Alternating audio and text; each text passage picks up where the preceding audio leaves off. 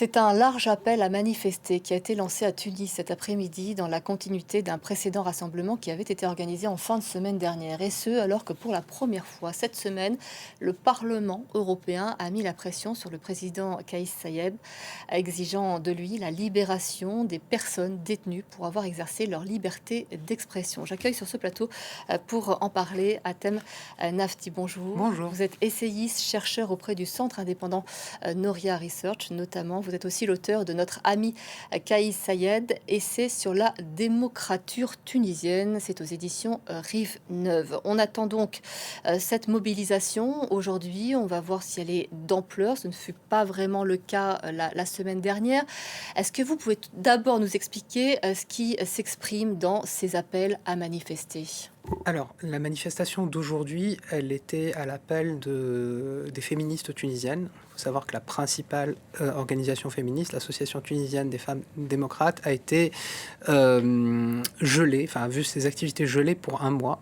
Et donc, cette manifestation, c'est une façon d'ailleurs c'est sous le slogan «Nous sommes de retour», pour fêter cela et surtout pour dire que les associations, que la société civile se bat pour garder les libertés qui sont de plus en plus confisquées.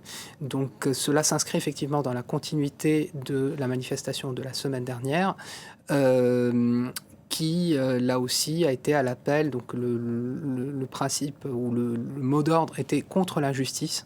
Hmm. Et pareil, ça s'inscrit dans cette dynamique de retour à la rue, de manifestants qui demandent le retour des libertés et qui protestent contre la restriction de plus en plus importante des libertés en Tunisie. On va parler effectivement du système judiciaire, puisqu'il interroge depuis des mois, ces arrestations interrogent aussi. C'est vrai que vu de France, on est presque surpris aujourd'hui de voir des Tunisiens prendre le risque de manifester, de se mobiliser. C'est dire le climat de peur qui s'est installé dans le pays ces derniers mois. Alors effectivement, aujourd'hui, contester le régime peut coûter cher, peut coûter de la prison, peut coûter des poursuites.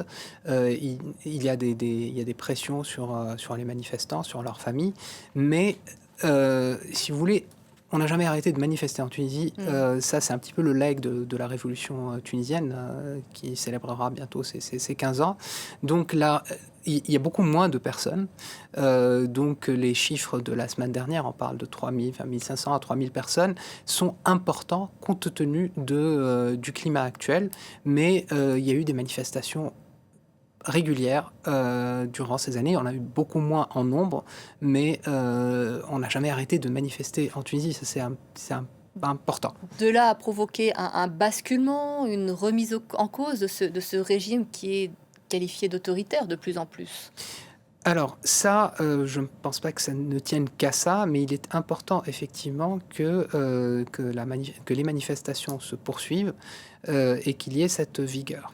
Or, aujourd'hui, le problème, c'est qu'il y a eu des manifestations beaucoup plus importantes dans les régions. Et notamment, on parle de ce qui se passe à Gabès, donc quatrième ville de Tunisie, où il y a un mouvement social écologique qui a une quinzaine d'années aujourd'hui, qui proteste contre la pollution. C'est un petit peu le centre de la pétrochimie tunisienne, et c'est une ville importante, quatrième de Tunisie, avec des taux de cancer très importants, avec une pollution insupportable. Et il y a eu des cas de suffocation d'élèves à la rentrée. Donc il y a eu des manifestations importantes.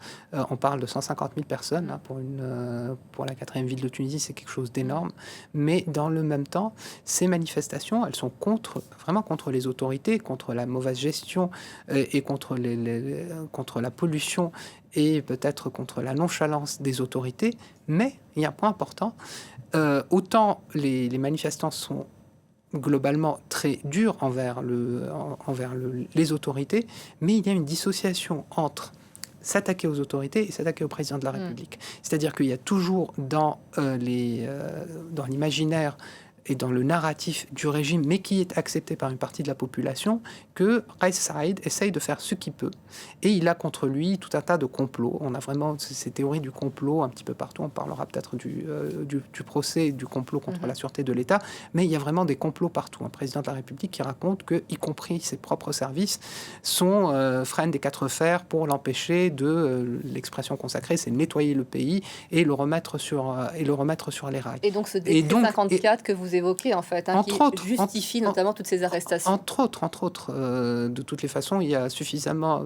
La loi tunisienne est suffisamment répressive. Il faut savoir que le code pénal remonte à l'ère coloniale et le code de procédure pénale remonte à l'ère Bourguiba, vraiment au moment où on s'en prenait à l'opposition. Donc il y a ce qu'il faut, y compris sans le décret 54, pour mettre beaucoup de personnes en prison. Mais ce que je dis, c'est qu'il y a deux types de manifestations. La manifestation de cet après-midi qui désigne comme principal responsable de la situation le président de la République. Et il y a d'autres manifestations un petit peu partout dans le pays qui sont même contre les autorités, mais qui ne font pas le lien, ou qui refusent de voir le lien, en tout cas qui ne font pas le lien entre la responsabilité d'un président qui a eu des pouvoirs inédits en Tunisie. Il faut savoir que selon la Constitution et aussi selon son application, aujourd'hui, Kais Saied dispose de plus de pouvoirs que Bourguiba Ben Ali sous l'ère autoritaire. C'est un petit peu important. Mais il y a toujours cette dissociation d'une partie de la Tunisie qui proteste contre les autorités, mais dissocie ça du président de la République. Et donc, ne demandent pas la chute du régime. Les personnes qui vont manifester aujourd'hui demandent peu ou prou, enfin les demandes peuvent être importantes, mais demandent en tout cas de revoir de fond en comble le régime actuel. Il y a d'autres manifestations plus massives, je parle notamment de celle de Gabès, qui dure depuis la rentrée, mais qui demandent autre chose, ou en tout cas la demande majoritaire ne touche pas le président de la République, elle touche les autorités, elle touche même le gouvernement, il n'y a pas de problème. Mais c'est protéger nos enfants. C'est protéger nos enfants et en tout cas, les manifestants ne demandent pas, enfin, ne voient pas la responsabilité directe du chef d'État tout-puissant qu'est Kais Saied. On parlait du système judiciaire, c'est quand on attaque le président Saied, c'est ce qui lui est reproché, ses dérives autoritaires. Comment est-il devenu dysfonctionnel ce système judiciaire, alors qu'on sait que en miroir, les avocats, eux, restent très mobilisés et parlent. Oui, tout à fait. Alors, disons, il y a eu une longue dérive qui a commencé par le coup d'État du 25 juillet 2021, où le président, sous couvert d'état d'exception, a commencé à prendre les prérogatives d'abord du Parlement et ensuite de la justice. Donc il faut savoir qu'aujourd'hui, il y a un Conseil supérieur de la magistrature nommé par Kais Saied, et même ce Conseil supérieur de la magistrature a été rendu inopérant. Donc ce qui se passe aujourd'hui, c'est que les juges sont directement nommés, révoqués et mutés par l'exécutif. Donc à partir de là, on a des juges qui sont aux ordres. Il y a eu des juges qui ont été limogés par Kais Saied, par décision directe de Kais Saied. C'est la plupart, il y en a eu 57, il y en a 50 qui ont obtenu leur réintégration et le ministère de la Justice a refusé d'obtempérer. Donc aujourd'hui, nous avons des juges aux ordres, c'est-à-dire c'est une description organique. Aujourd'hui, il n'y a pas de Conseil supérieur de la magistrature opérant et donc à partir de là, nous avons un président de la République qui interfère dans les décisions de justice, qui même va jusqu'à dire, là je reviens à l'affaire du complot contre la sûreté de l'État, quand les premières arrestations ont eu lieu, le président de la République a dit celui qui se permettra de les innocenter sera considéré comme leur complice. Devant les caméras, c'était pas caché, devant les caméras. Donc il y a une défiance et une mise au pas de la justice.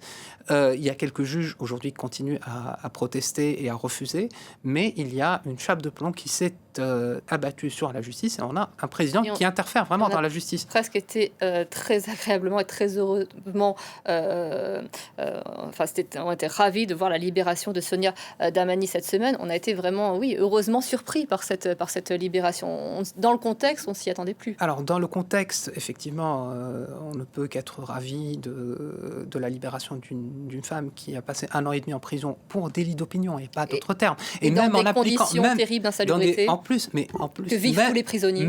Si vous voulez, même le décret 54, le décret liberticide, soi-disant contre le fake news, même son application est sujette à caution. C'est-à-dire, ce qu'elle a dit, c'était pas une fake news, c'était une appréciation. Donc, même dans l'application, si vous voulez garder le décret 54 et l'appliquer avec rigueur, Sonia Dahmani n'aurait pas fait un jour de prison. C'est très important. Donc, mais cela dit, il y a eu des libérations. C'est vrai que maintenant, on est un petit peu le nez dans le guidon et on ne se souvient pas, mais le régime, tous les ans, quasiment une à deux fois par an, il y a des libérations comme ça. L'année dernière, il y a eu Madame Siham Bessedrine, celle qui présidait l'instance de justice transitionnelle, Mohamed Bouraleb, un autre journaliste qui a été embastillé pendant quasiment un an, et un ancien ministre, Riyad Mouakher, qui ont été libérés. Donc les gens derrière se sont dit, bon, ça va peut-être être une accalmie et on va passer à autre chose, mais malheureusement, la répression continue. Donc voilà, de temps en temps, le régime libère des personnes. Ça lui permet aussi de donner le change, de dire, vous Sans voyez... forcément les prévenir, ce qui a été son cas. Oui, tout à fait. Donc, mais je pense que la trajectoire continue, en tout cas, à être vers de la répression. Et c'est exactement ce qui s'est passé. Donc le lendemain, il y a eu ce procès de complot contre la sûreté de l'État, dans lequel la plupart des accusés ne se sont même pas exprimés face à leur juge. Et donc ont été condamnés à de lourdes peines de prison. Il y a des peines qui ont été aggravées. Donc on parle de 20 ans et voire jusqu'à, je crois, 48 ans. Donc des peines très très importantes sur un complot. Honnêtement, j'ai beaucoup travaillé sur le dossier qui ne repose sur rien, sur des on-dit, sur des accusations anonymes. Mais pour autant, voilà, il y a eu le verdict hier. On s'attend à des arrestations. Je pense par exemple à Najib Chebi, qui est un opposant historique de Bourguiba, qui a fait de la prison la dernière fois dans les années 70 pour avoir contesté le gouvernement. C'est un homme octogénaire qui va malheureusement probablement se faire arrêter sous peu. Et donc malheureusement, je ne crois pas que nous allions vers on va dire, un apaisement. Le chemin est encore. Alors, malgré tout, ce sera ma dernière question à Temnafti. Il y a donc cette résolution du Parlement européen qui a été adoptée cette semaine. Il a appelé à la libération des personnes détenues pour avoir exercé leur liberté d'expression. Le président a immédiatement réagi. Il a qualifié cela d'ingérence flagrante. Il était temps que les chancelleries européennes se prononcent. C'est vrai qu'on a l'impression qu'elles sont assez silencieuses quand on voit les développements en Tunisie. Alors, il y a deux choses. La première chose, c'est qu'il y a déjà eu un vote en 2023. Alors, ça ne concernait pas spécifiquement Madame Dahmeni, qui n'était pas en prison en 2023, mais le Parlement européen a déjà voté à une large majorité. C'était après les premières arrestations dans l'affaire du complot et avec les dérives, l'affaire du grand remplacement, les dérives racistes qu'il y a eu. Donc, il y a déjà eu un vote, mais c'est vrai que, bon, déjà, le Parlement européen ne pèse pas grand-chose. Hein. Il faut le dire, c'est pas une résolution contraignante, même pas pour, Elle est symbolique. pour la diplomatie européenne, mais il faut dire que non, Kais Saied est très soutenu par la diplomatie européenne pour une raison simple, c'est qu'il garde très très bien les frontières, que le taux d'arrivée, notamment en Italie, a été réduit entre 2023 et 2024 de pratiquement 70%, que Giorgia Meloni est très amie avec Kais Saied, et qu'il y a un intérêt bien compris des chancelleries occidentales qui, aujourd'hui, pour qui la question migratoire est primordiale. C'est le cas ici en France, mais un petit peu partout en Europe. Et donc, on revient à un schéma classique. Les Européens parlent de relations pragmatiques avec la Tunisie, avec tout ce que cela veut dire. C'est-à-dire que non, Kais Saied est un très bon garde-frontière pour justement pour les côtes européennes. Et donc, à partir de là, la question, loin des proclamations des Européens, la question des valeurs, en fait, elle passe, mais c'est souvent le cas, c'était déjà le cas avec Souben Ali, elle passe au second plan. Là, il y a un intérêt bien compris, il y a une stabilité aussi en Tunisie, il y a une stabilité autoritaire, et il y a cette question des frontières, ce qui fait que les Européens sont plutôt contents, contrairement à ces expressions, ces proclamations de valeurs qui ne sont pas suivies des faits. À Temnafti, on vous aura entendu. Merci beaucoup d'être venu sur ce plateau